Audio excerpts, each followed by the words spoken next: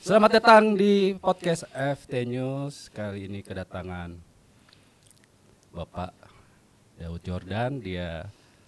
Beliau sekarang menjadi anggota DPD RI, perwakilan dari Kalimantan Barat. Selamat datang. Terima kasih, Pak Daud Bung Tommy. Jordan. Saya manggilnya apa nih? Bapak Daud Jordan atau Bapak Senator? Nah, Ucapin selamat dulu dong. Ya. Terima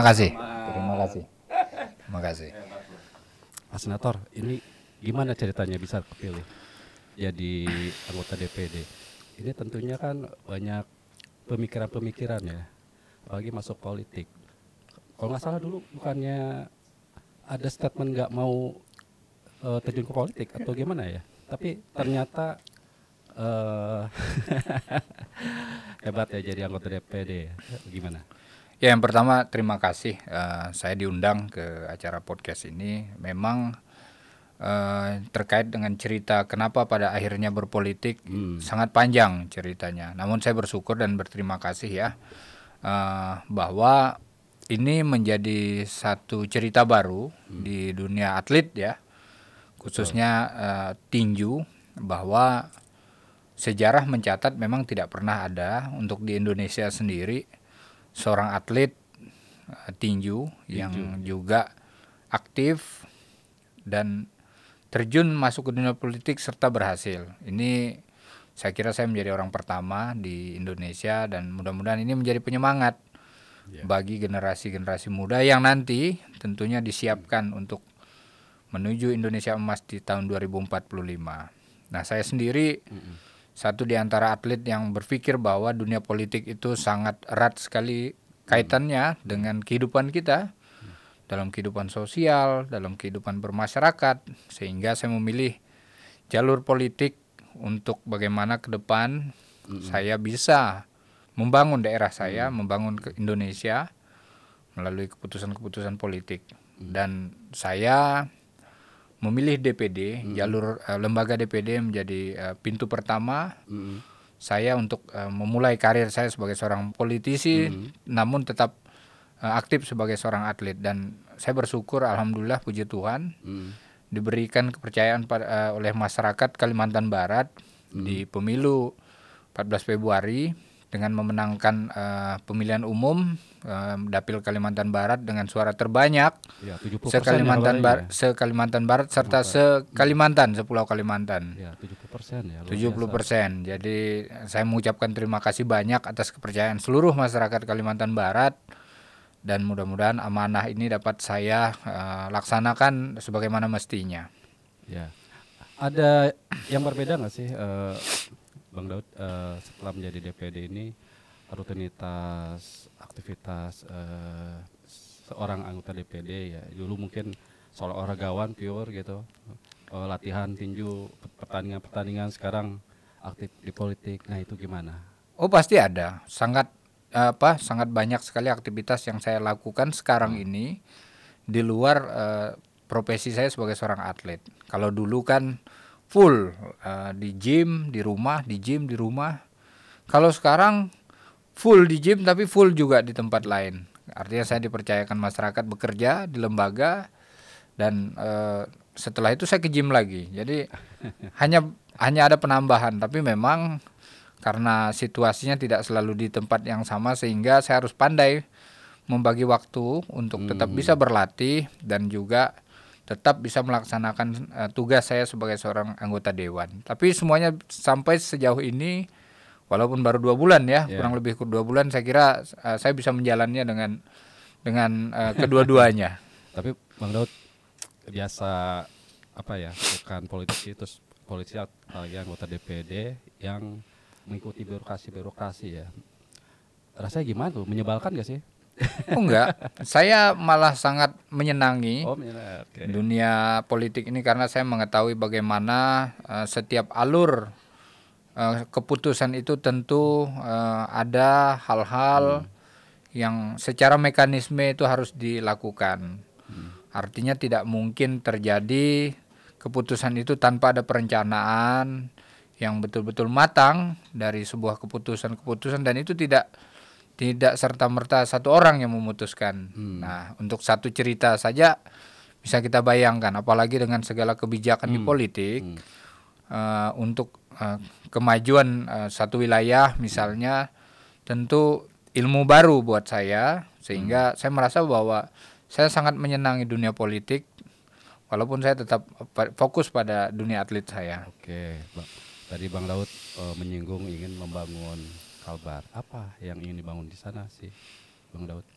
Saya kira tidak hanya Kalbar ya, tapi secara umum Indonesia.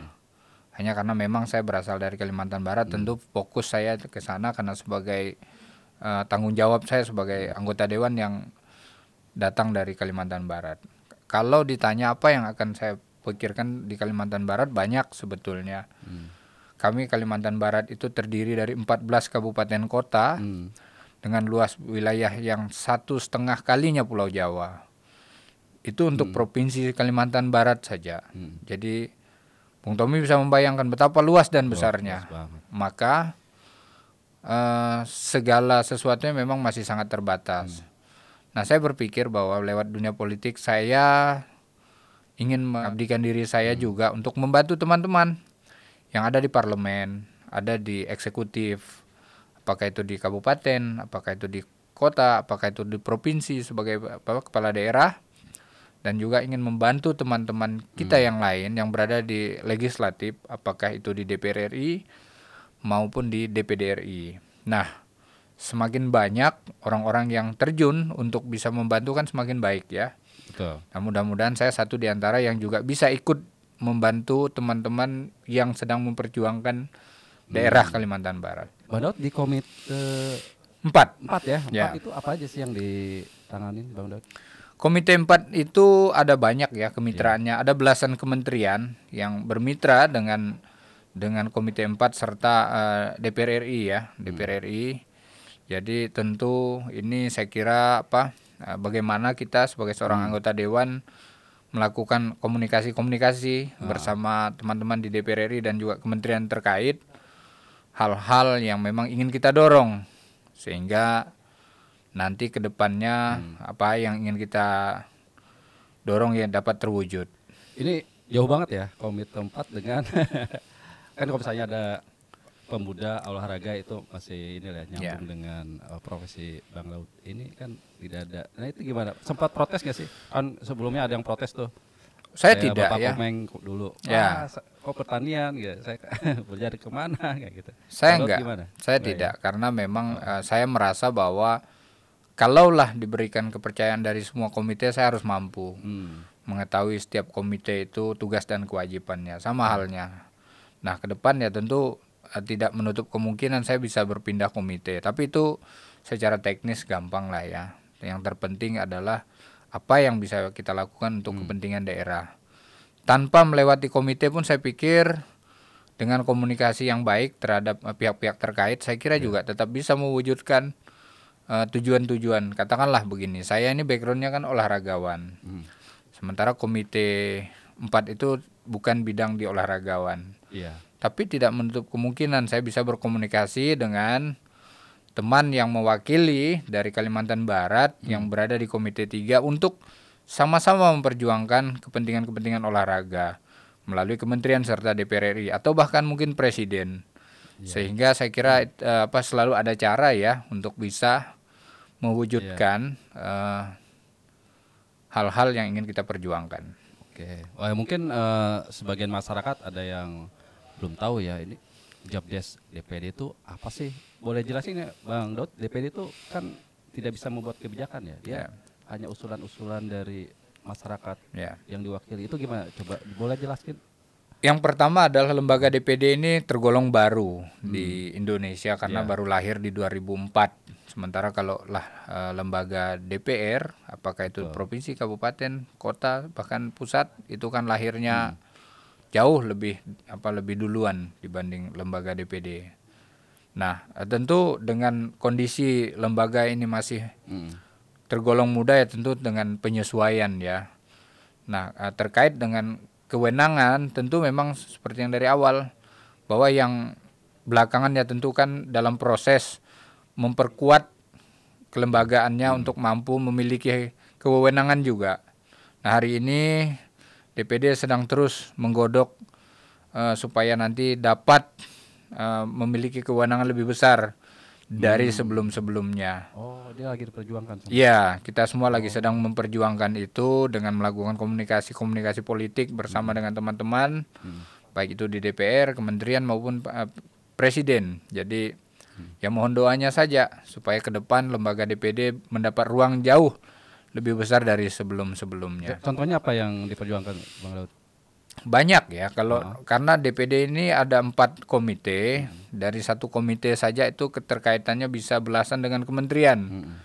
Nah artinya kalau memperjuangkan ini, saya sebagai seorang atlet sendiri hari ini berpikir bagaimana memperjuangkan ke depannya jaminan tua bagi para atlet, tidak hanya sebagai atlet tinju tapi seluruh atlet melalui keputusan undang-undang. Ini yang nanti sedang kita pikirkan bersama. Tentu untuk melakukan itu ya tentu komunikasi politik terus dijalankan supaya undang-undang tentang jaminan atlet itu dapat ditetapkan supaya nanti para atlet yang sudah pensiun atau sudah tidak berkarir lagi tetap mendapatkan jaminan di masa-masa tua mereka. Oke. Bicara 70% nih, Bang Daud. Berarti 2029 ada kemungkinan dong ya? Kabar satu gitu. Saya sampai saat ini tidak berpikir tentang itu. Saya juga baru 2 bulan saja sampai saat ini mulai bekerja. Saya kira saya berfokus dulu pada pada lembaga ini. Kalau nanti kemana-kemana saya kembalikan semua kepada masyarakat. Itu kampanyenya gimana sih, Bang Daud? Sampai 70% itu luar biasa loh. Timnya itu benar-benar hebat itu. Memang saya memulai keinginan untuk berpolitik itu di tahun 2021 untuk ke DPD ini. Jadi artinya 3 tahun saya benar-benar fokus untuk bisa memenangkan pemilu. Ya tentu segala perjuangan sudah saya beserta tim lalui ya. Berarti sejak 2020-2021 lah ya sudah mulai bergerak, sudah mulai ya sosialisasi terhadap masyarakat di setiap kabupaten di Kalimantan Barat dan itu dapat dibuktikan manakala pemilu 14 Februari kemarin gitu kan. Jadi terlihat bahwa masyarakat mempercayakan lembaga ini pada kita, pada saya, sehingga saya kira amanah ini tentu harus saya jalankan sebagaimana mestinya. Oke, terus program tinju apa nih, Bang Daud yang dikerjakan nih? Ada nggak sih program-program bidang tinju? Tentu dengan kondisi saya sekarang ini terpilih menjadi pejabat pusat, saya memang sedang berpikir bagaimana untuk kedepannya tinju Indonesia kembali bangkit melalui program-program rutin agar mampu menghasilkan para petinju-petinju yang kedepannya bisa melapisi saya dan yang lain-lainnya untuk terus melanjutkan dinasti sebagai petinju Indonesia yang menjadi juara dunia. Nah ini yang akan nanti sedang saya pikirkan, tentu sedang dikonsep bersama teman-teman tentunya ya. Ya mohon doanya saja supaya rencana-rencana ini bisa terwujud. Iya. Dalam waktu dekat sudah ada, Bang? Ada event atau apa gitu yang sedang dikerjain untuk tinju? Kalau untuk saat ini ya memang saya berfokus dulu pada rencana-rencana yang memang harus digodok secara matang ya pastinya. Namun dengan status saya sebagai boxing senator, tentu juga untuk saya pribadi saya sedang diatur oleh manajemen ke depannya untuk tetap bertanding. Karena memang saya juga harus mempertahankan gelar saya, sehingga baik di saya sendiri, karir saya di atlet maupun program yang akan diselenggarakan nanti bisa dapat terwujud. Terbang ke masa lalu dulu ya, Bang Daud. Bang Daud, dulu background keluarganya dari keluarga gimana?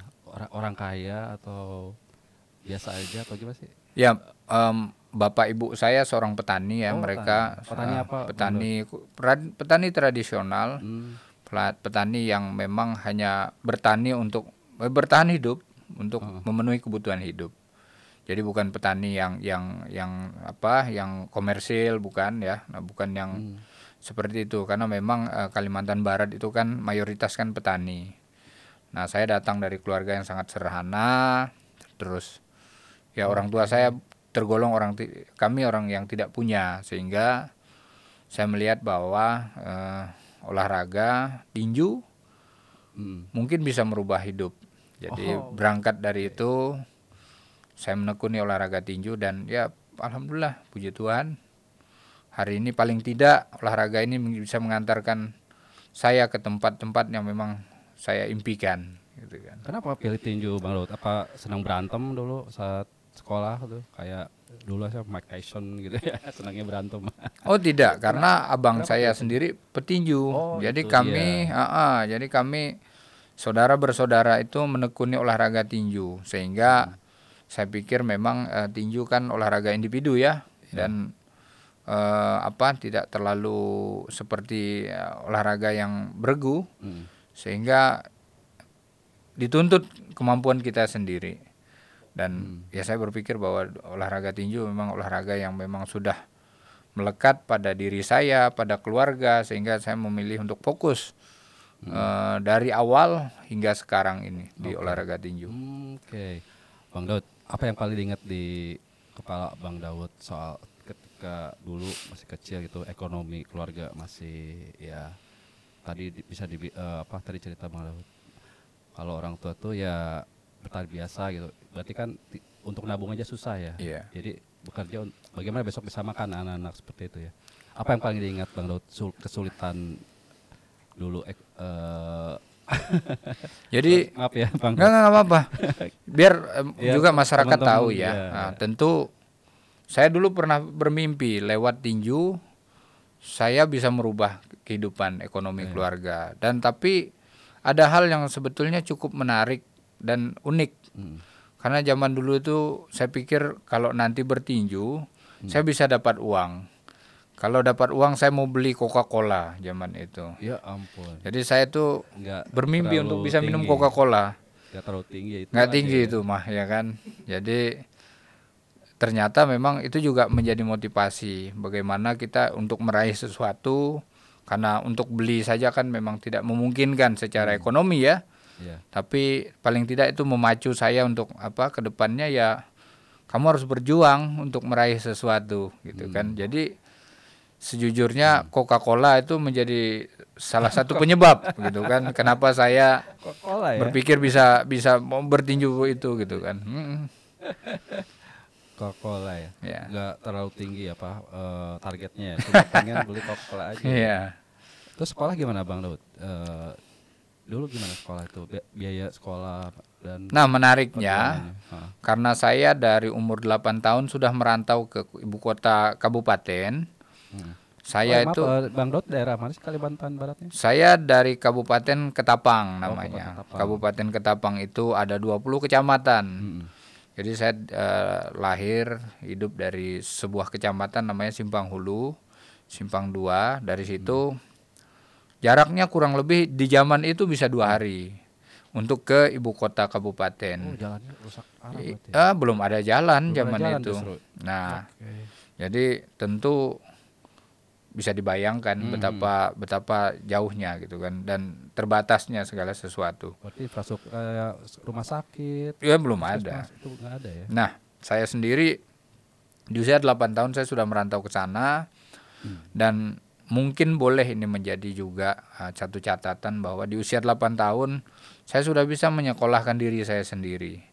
Jadi saya ikut orang, dan orang itu dengan rasa empatinya, dengan rasa sosialnya yang tinggi, akhirnya dia membiayai saya sekolah. Artinya secara tidak langsung saya sudah membiayai saya sendiri dengan ikut orang. Saya kan mengorbankan diri ikut orang. Apapun yang diperintahkan orang, yang diminta sama orang, saya lakukan supaya orang tersebut bisa menampung saya, bisa menyekolahkan saya, bisa mendidik saya. Di usia 8 tahun yang saya pikir tidak banyak anak yang bisa seperti itu di hari ini ya. Mencari ikan di dalam air tapi di malam hari. Dan itu tempat yang biasa kita tuju itu tempat-tempat yang memang justru banyak buayanya.